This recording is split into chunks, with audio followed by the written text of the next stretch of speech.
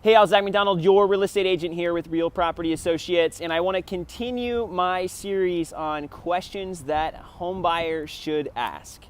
And today's question is, how much should you spend on your home purchase? And I'll be addressing this question coming up.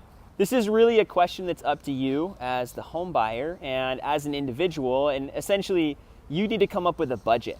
So some of you might have a really strong budget already where you've got your rental, your rent expenses and your food expenses, gas. You could have it itemized down to the penny. And then other people, you might be making enough where you really don't have much of a budget at all. But with a home purchase, I would suggest that you get some kind of a budget.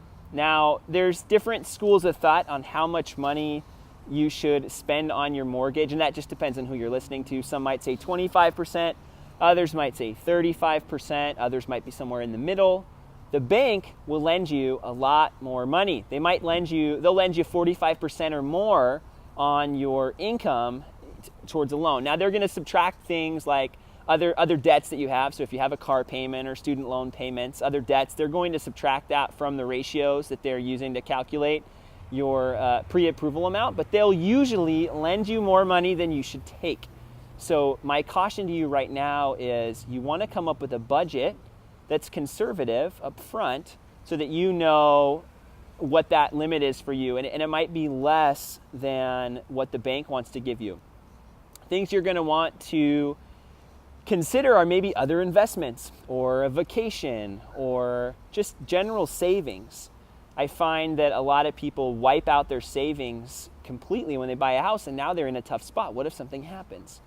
So a more conservative approach, and this might not be for you, but a more conservative approach is to come up with a balanced budget that factors in your home payment, but also other things in your life.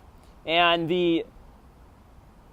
I guess these numbers are different for everybody. So are the ratios. If you're making $30,000 a month, you might be able to spend 50% of that on a home purchase, on your monthly mortgage if you wanted to, because the other monies are going to be more than enough to cover all those other expenses. But if you're making $10,000, you might want to be a little bit more conservative. So really it's going to come down to the individual, and what your income is how you set up your budget.